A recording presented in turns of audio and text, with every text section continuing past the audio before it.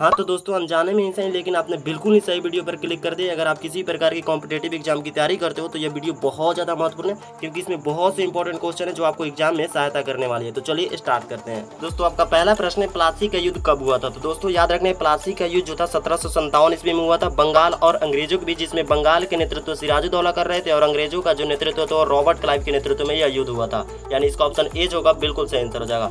दोस्तों, आपका सेकंड प्रश्न है, 1857 का स्वतंत्रता संग्राम कहाँ प्रारंभ हुआ? या हम कह सकते हैं कि 1857 का जो विद्रोह हुआ था वह कहाँ से प्रारंभ हुआ? तो दोस्तों याद रखना, 1857 का विद्रोह जो था बंगाल से प्रारंभ हुआ था। यानी इसका ऑप्शन बी जो होगा बिल्कुल करेक्ट आंसर हो जाएगा। दोस्तों, आपका तीसरा प्रश्न है, भारत में खोजा गया सबसे पहले पुराना शहर जो था कौन है? दोस्तों याद रखना है, हमको पुराना शहर बताना है, हड़प्पा हो जाएगा। यानी इसका ऑप्शन बी जो होगा बिल्कुल करेक्ट आंसर हो जाएगा। दोस्तों, आपका चौथा प्रश्न है, काम अधिक बातें कम। जैसे नहीं कहावत है कि काम ज्यादा करो और बात कम करो, तो यह सबसे पहले किसने कहा था? काम अधिक बातें कम किनका नारा है? दोस्तों याद रखना है, काम अधिक बातें कम जो है संजय गांधी का नारा है। यानी इसका ऑप्शन ए जो होगा बिल्कुल करेक्ट आंसर हो जाएगा। दोस्तों, आपका पांचवा प्रश्न है, ताजमहल को किसने बनवाया है? तो दोस्तों याद रखना है, ताजमहल को किसने बनवाया? शाहजहां ने बनवाया है। यानी इसका ऑप्शन बी जो होगा बिल्कुल करेक्ट आंसर हो जाएगा। दोस्तों, आपका छठा प्रश्न है, एक आंख का वजन कितना होता है? तो दोस्तों याद रखना है, एक आंख का वजन जो होता है वह 7 से 8 ग्राम का होता है। यानी हमारा जो एक आंख है उसका वजन 7 से 8 ग्राम है। दोस्तों, आपका सातवां प्रश्न है, बक्सर का युद्ध कब हुआ था? तो दोस्तों याद रखना है, बक्सर का युद्ध जो है वह 1764 ईस्वी में हुआ था। यानी इसका ऑप्शन बी जो होगा बिल्कुल करेक्ट आंसर हो जाएगा। दोस्तों, आपका आठवां प्रश्न है, सबसे अधिक सीमा वाला देश कौन है? मतलब जो जिसमें सबसे अधिक बॉर्डर हो। तो याद रखना है दोस्तों, सबसे अधिक बॉर्डर वाला देश जो है वह चीन है।